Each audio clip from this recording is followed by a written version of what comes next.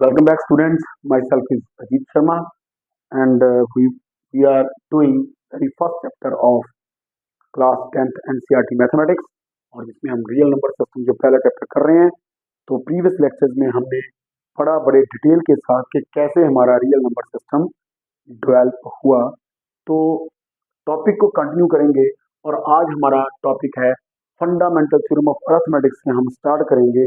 तो fundamental theorem of arithmetic जो है, स्टार्ट करने से पहले हमें दो नंबर्स के बारे में पता होना चाहिए। First is prime number. बड़ी कंफ्यूजन रहती है स्टूडेंट्स के बीच में कि प्राइम नंबर क्या है। देखो, बड़ी सिंपल सी लैंग्वेज है, बड़ी सिंपल सी डेफिनेशन है, सॉरी, प्राइम नंबर को डिस्क्राइब करने की कि any number p is said to be prime if it has only two factors और divisors, that is 1 and p itself. कोई भी नंबर जिसको सिर्फ दो ही नंबर डिवाइड करें, एग्जैक्टली टू, ना टू से कम ना टू से ज्यादा, एग्जैक्टली टू, तो उस नंबर को हम क्या कहेंगे? प्राइम नंबर कहेंगे। जैसे कि मैं एग्जांपल ले रहा हूं 5, तो 5 को दो ही नंबर डिवाइड करते हैं, 1 एंड 5, तो 5 क्या हुआ? फिर प्राइम नंबर। ठीक है। सिमिलरली 2 को भी दो ही नंबर डिवाइड करते हैं, 1 एंड 2, और तो कोई नंबर डिवाइड नहीं करता 2 को, तो 2 प्राइम नंबर है।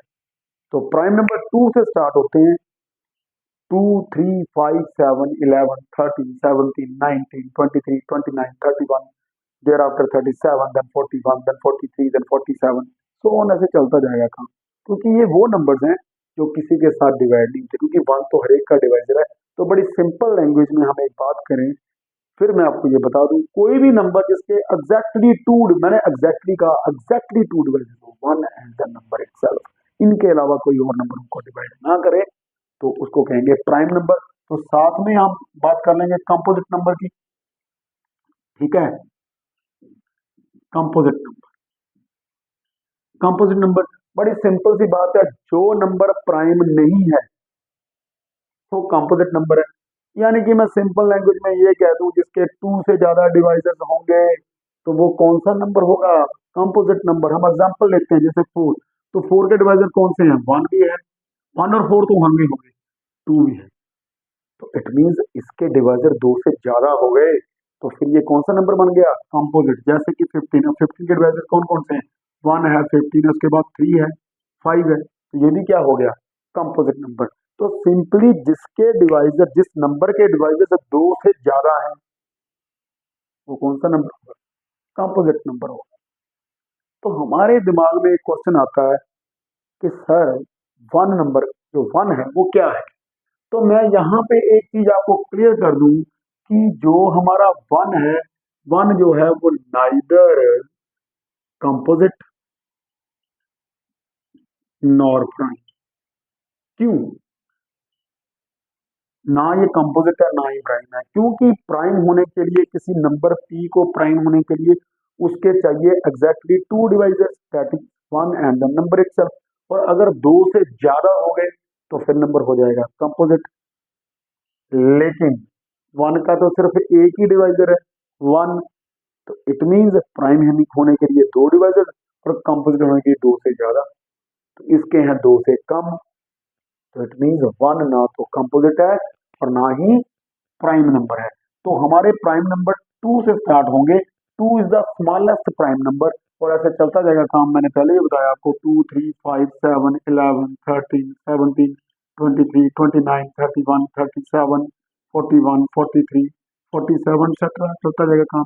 तो 2 is the smallest prime number. और एक और मैं चीज आपको बता दूं, 2 is the only prime number which is even. 2 के अलावा कोई भी प्राइम नंबर इवन नहीं है। तो आई होप कि आपको प्राइम नंबर और कंपोजिट नंबर के बारे में क्लियर हो गया होगा। तो हम अब कंटिन्यू करेंगे हमारी फंडामेंटल थ्योरम ऑफ अरिथमेटिक्स से। तो बेटे, मैं फिर आपको एक चीज बता दूं कि जब तक आपको बेसिक नहीं आता, आप कोई भी टेस्ट क्वालिफाई नहीं कर सकते। और बेसिक प्लस एनसीईआरटी, पहले आपको इस चीज पे कमांड चाहिए। आपने कोई भी टेस्ट क्वालिफाई करना है तो आपको बेसिक्स और एनसीईआरटी बुक पहले ये आनी चाहिए। उसके बाद आप जो मर्जी बुक को सॉल्व, वो आपकी चॉइस है। क्योंकि परफेक्शन तो तभी आएगी जब आप डिफिकल्टी लेवल बढ़ाएंगे, लेकिन सबसे पहले आपको एनसीईआरटी आनी चाहिए। सो फंडामेंटल थ्योरम ऑफ अरिथमेटिक क्या कहती है? ये कहती है कि every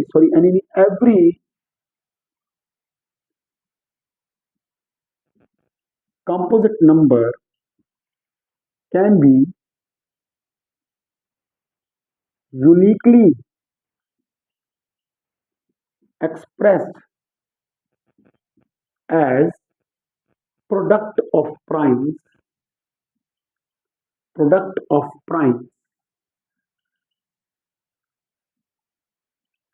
irrespective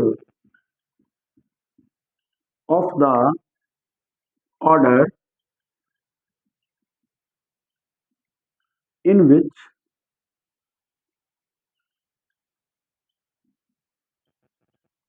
prime factors occur।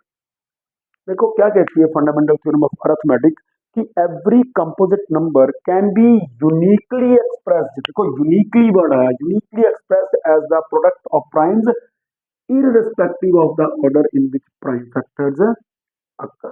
कि हर एक कंपोजिट नंबर को one and only one way में एज प्रोडक्ट ऑफ प्राइम्स लिखा जा सकता है। हार्डली मैटर्स ऑर्डर, हाँ प्राइम फैक्टर्स आगे पीछे हो सकते हैं। जैसे कि मैं यहाँ एग्जांपल ले रहा हूँ, फॉर एग्जांपल 6, तो 6 को यूनिकली एक्सप्रेस किया जा सकता 2/3। कहने का मतलब अगर मैं क्लास में 40 स्टूडेंट्स हैं या 38 स्टूडेंट्स हैं, मैं कहूँ कि 6 के फैक्टर बनाओ, तो 2/3 ऐसे बनेगा। और कई 2 कि ऐसे लिख देंगे 3 into 2, वो नहीं मैटर करता, लेकिन प्राइम फैक्टर इसके यूनिक है। ठीक है, मैं कहूँ कि 50 के बनाओ, तो हो सकता है कोई ऐसे लिखे 2 5 10, 10 5 50, और हो सकता है कोई ऐसे लिखे। ठीक है ना, तो वो नहीं मैटर करता। लेकिन ये जो फैक्टराइजेशन है, ये जो फैक्टराइजेशन है उसकी कंपोजिट नंबर की, वो यूनिक होगी। कहने का मतलब प्राइम फैक्टर सभी के यही होंगे, लेकिन हाँ ऑर्डर आगे पीछे हो सकता है। So once again I repeat कि फंडामेंटल थ्योरम ऑफ अरिथमेटिक क्या कहती है कि every composite number can be uniquely expressed as product of primes irrespective of the order in which prime factors occur. कि उसके प्राइम फैक्टर जो होंगे वो यूनिक होंगे, मीन्स वो पर्सन टू पर्सन वेरी नहीं करेंगे। हाँ, उनका ऑर्डर जो है वो अलग अलग हो सकता है कोई प्राइम फैक्टर कोई पहले लिख दे कोई बाद में लिख दे, लेकिन होंगे वो यूनिक। आई होप ये छोटा सा एक टॉपिक था जो आपको बड़ा अच्छे से समझ आ गया होगा। नेक्स्ट लेक्चर में हम एनसीईआरटी की एक्सरसाइज 1.1 स्टार्ट करेंगे। मैं आपको दिखा दूं यहाँ पर, तो ये हमारे पास है 10th का मैथमेटिक्स एनसीईआरटी। तो एक्सरसाइज 1.1 जो है हम नेक्स्ट लेक्चर से शुरू करेंगे। तब तक pause the video to note it down. Thank you.